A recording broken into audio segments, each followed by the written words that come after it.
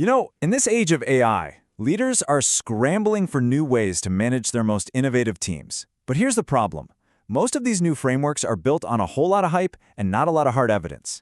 So today we're going to do something a little different. We're not just going to explain a framework, we're going to put one under the scientific microscope. And this is the question, right?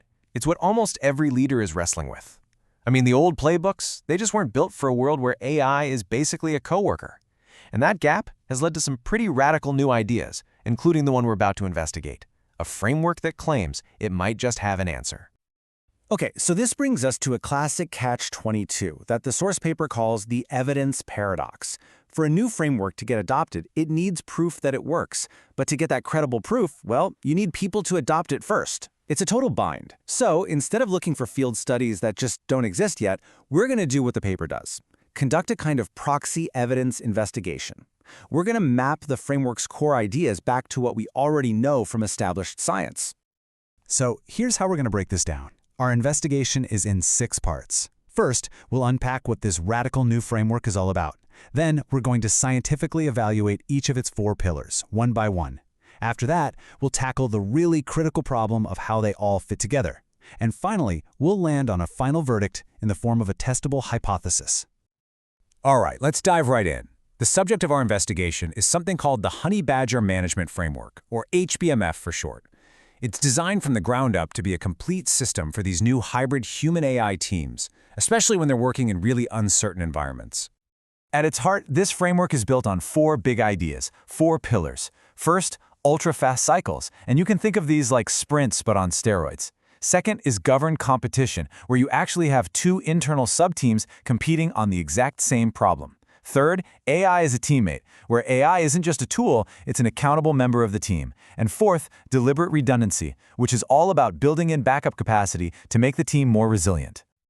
Okay, let's kick things off with pillar number 1, ultra-fast cycles. And what's cool here is that this isn't some brand new pulled out of thin air idea. It's actually grounded in some pretty solid established economic principles. So here's the key.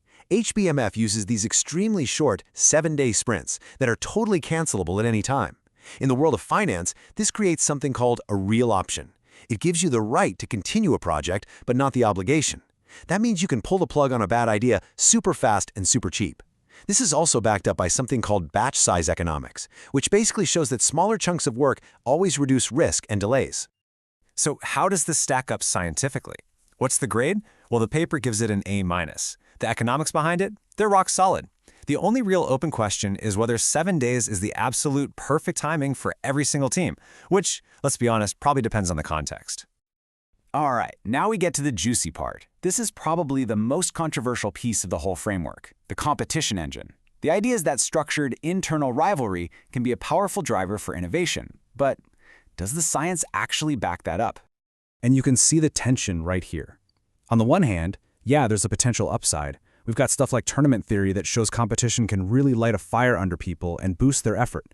But, and this is a huge but, on the other hand, you have some serious, well-documented risks. I mean, behavioral science is full of horror stories about competition leading to sabotage, unethical behavior, and just a complete breakdown of cooperation.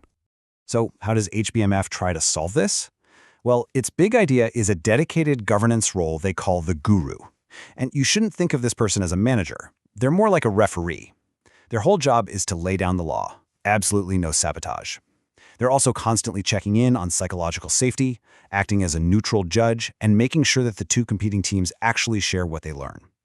Basically, this guru is supposed to be the guardian that prevents the whole thing from descending into chaos. And because of this huge tension, the evidence grade here is, well, it's pretty shaky. A C+ to B-. Look, the science is clear on one thing. Competition does make people try harder. But whether the net effect is good or bad, that totally depends on how good that governance is. And maybe most importantly, whether people feel psychologically safe. All right, moving on to the last 2 pillars. These are all about building a team that's both powered up by technology and, well, built to last. So pillar 3, AI as a teammate. Here the evidence is, let's call it promising, but definitely incomplete.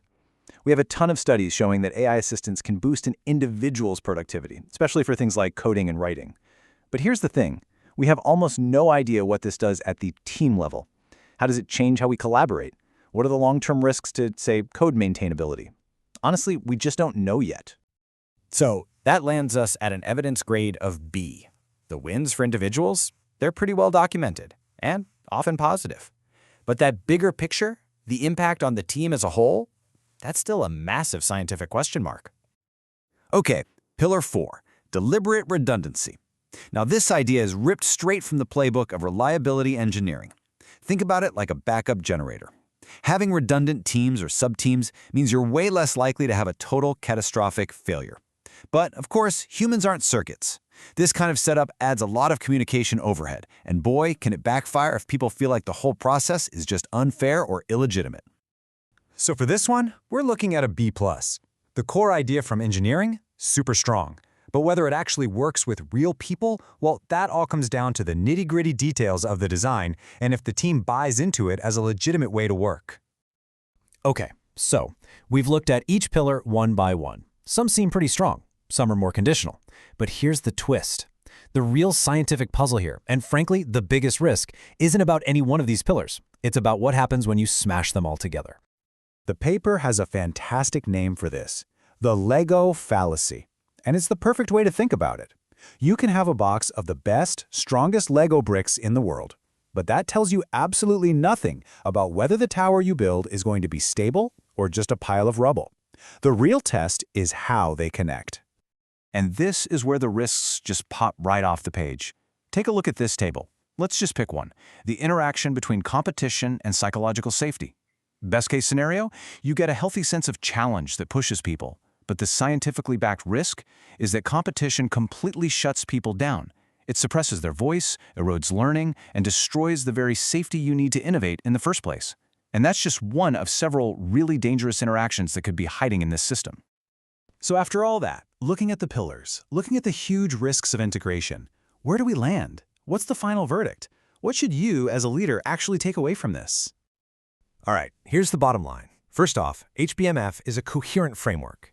The individual ideas, they're mostly backed by some kind of science. But, and you knew there was a but coming, it absolutely has to be treated as a defensible organizational hypothesis, not a proven solution.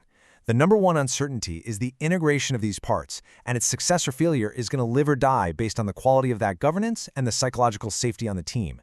It really needs to be tested in a controlled way before anyone can claim it's a proven system. And this all brings us to one final big question. A question for you to take back to your own team. This isn't really about whether you should adopt the Honey Badger framework tomorrow.